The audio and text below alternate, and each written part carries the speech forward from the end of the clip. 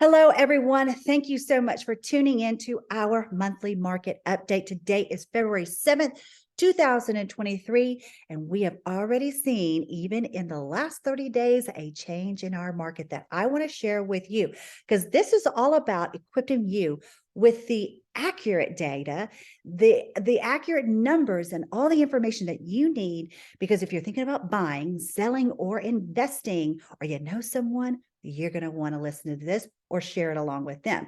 So I know there's been a lot of stuff, information out there over the last year about this crazy roller coaster ride we've been on. The market's going to crash. This is going to happen. That's going to interest rates. Yep, blah, blah, blah, blah. I get it. I get it. I live it every day. But what I have to tell you, in this last 30 days of January, we started to feel it maybe the second week of January. It's like there for a while, no one was coming to open houses. And now all of a sudden, people are coming to open houses. We're getting more showings on our listings, and people are going under contract. And even I'm hearing multiple offers again. So, but that's just the feeling that I was sensing.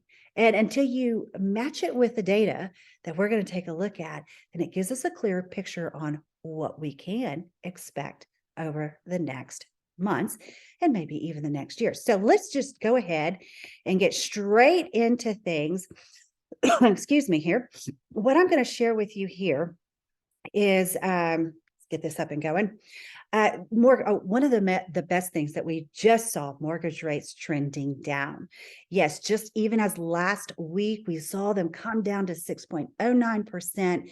It's like, from the beginning of last year to where we were by the end of the year, it's like they just took a skyrocket and doubled, right? And that put a bunch of panic in a lot of a lot of buyers and consumers. And that's why we saw this market, slow down drastically. But what we saw is that skyrocket, and now they're kind of taking those stair steps to get back down, if you would. And I think one of the chief economist, Ali Wolf, really said it right.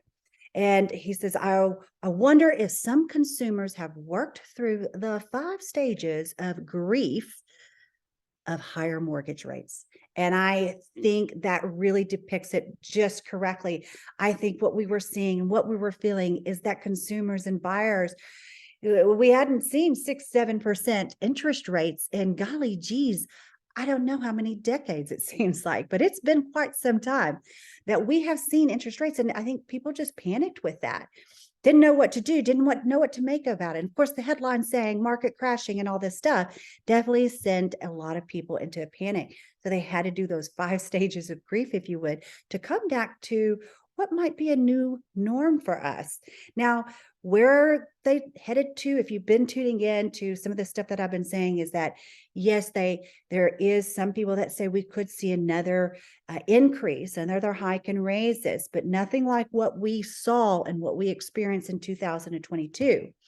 But then by the end of the year, we could see them somewhere in the upper 5%. So being at 6.909, guys, this is incredible. This is great news. And I think that's one of the reasons why we're also starting to see more buyer activity. So I want to take a look at this. So this is on a 30-year fixed rate, and we can kind of gauge the buyer demand. And as you can see, when we're 7.5%, which is where we were in 2022 at some points, we have a very weak buyer demand. From 6.5 to 7 limited. Right now, we're in a good buyer demand. This is really great for you guys who are buyers.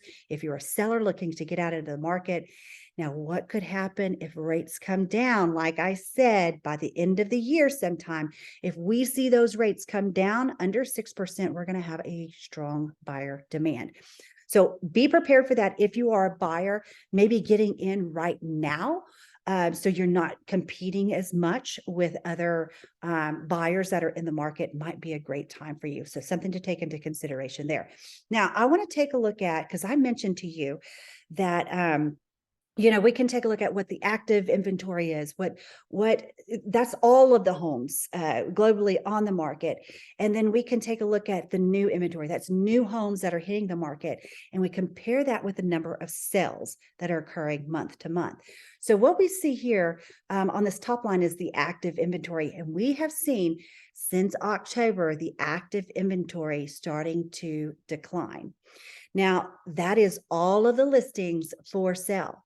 What we also saw here is we started to see a decline. When we saw interest rates jump in June, started to jump, we started to see the new inventory. That's new homes, new people putting their homes on the market. We started to see that drastically decline. In December, though, we saw new inventory start to rev up. So if we're still high on our active inventory, and if the new inventory is rising, in mixture with this bottom line, the sales, this is the total number of sales month to month. The number of sales went down in January. So when we approached January, I was a little bit nervous seeing these numbers, seeing that we still had active inventory. We have more inventory hitting the market and our sales are down. It's only going to do one thing. Well, pretty much a couple of things it could do, but I can guarantee you one thing, it's going to create more month supply of inventory. Now, month supply of inventory will depict, are we in a seller's market, neutral market, or a buyer's market? And right now we're sitting at about 3 months supply of inventory. So technically that is still considered a strong, healthy seller's market. But if we continue to see these numbers act in this manner, well, we could see that month supply of inventory reach to 4% or 4 months here pretty soon. But like I said, and here's the caveat, guys, we have started to see a change in the market. Let me say that again and say that very up close to you. We have started to see a change in the market. So bear with me here now so I can show you exactly what we're looking at as of January, if you would. All right, so let's go on to our next slide here. Showings per listing. This is something that I love to pay attention to because with each one of our listings, I'm able to determine how many showings I'm getting on each of my listings compared to the general population. So here we are. If we're looking at today in January, we saw a hike of showings per listing. So that means more people. This is what we call a leading factor, a leading indicator, because if we see showings start to rise, that means more people are out in the market looking for a home. So that's good news. We saw a huge hike in that. And guess what? We're at about 6.8 showings per listing as of the end of January. Now, let's go back to pre-pandemic, January of 2020. If you know anything about COVID, it didn't happen until, well, we really started shutting down in March. So this is pre-pandemic numbers. And they were at about 7.4 showings per listing. So we're really talking about a 0.4 difference, almost a half a showing less than where we were pre-pandemic. And you've probably heard me preach, guys, I think we're kind of heading to where we were pre-pandemic number-wise. We just have been like, so I don't know, chaotic the last 2 years. It's kind of nice to kind of slow it back down to where we should be a little bit more normalized. So we are at 6.8 today, 7.4 pre-pandemic. And yes, it was nuts, right? During those last 2 years. The other thing I want to look at is another leading indicator is the pending home sales. These are homes that are currently under contract. A typical contract time is about 30 days till we close. So if we look at where we are, these are all the homes that from back pre-pandemic as well, where we were and then where we are today. So today we have this is in our entire MLS, guys. In our entire MLS, we have 8,265 homes as of today that are under contract. As of today, you saw that big spike though from December to January. Again, another leading indicating the amount of showings, we're also seeing that transfer to the number of pending sales. So if we take 8,265 and we go back to where January was back pre-pandemic, you can see we're only at about, 1,300 less pending sales. These will be closing out in February. So we should see that change in our closed sales, but not a significant difference. And if you look at where we were back in the January, February months of even 2022, 2021, you can see there's not a significant difference between that and to where we are today. So let me ask you this question. Do you think we're headed to a crash? Or do you think the market's changing? Now, I know it's only been 1 month, and we're going to keep our eyes on this and keep you abreast of what's happening. But needless to say, let's get back to our screen because I still have some more data points that I would love to share with you to, again, make you the very best that it is and educating, having the information, the tools that you need to make the best decisions when it comes to real estate. Let's talk about, okay, I know the elephant in the room. Oh my gosh, Kelly, what's happening with the median sales price or what's happening with our home values? Again, this is coming from our entire MLS here in North Fort Worth. So, or North Tarrant. I keep saying all of that. North Texas. Is that a better way of saying it? At any rate, we are right now at the median sales price of all the homes in the MLS, 354,245. I know it's been a downward trend, but look what it was in January of 2022. Just 1 year ago, basically year over year, we were at 340,000. So for those of you, yes, the prices have come down. But when we mix that, we did hit the height. We went from 340 to 400,000. That's insane, guys. But we're still year over year ahead of where we were last year.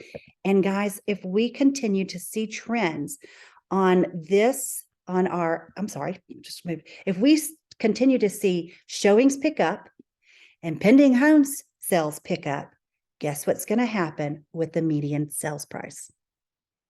I'll let you do the thinking on that. If you got the crystal ball, share it in the comments below. Let us know what you think. All right. So now I want to just kind of really end it on these notes. I think that you can see that we've really got a strong start, in my opinion, to 2023. And if you've been tuning in, you want to know more about foreclosures, what's going to happen with that market crashing. We've got so much more tools, more videos on that.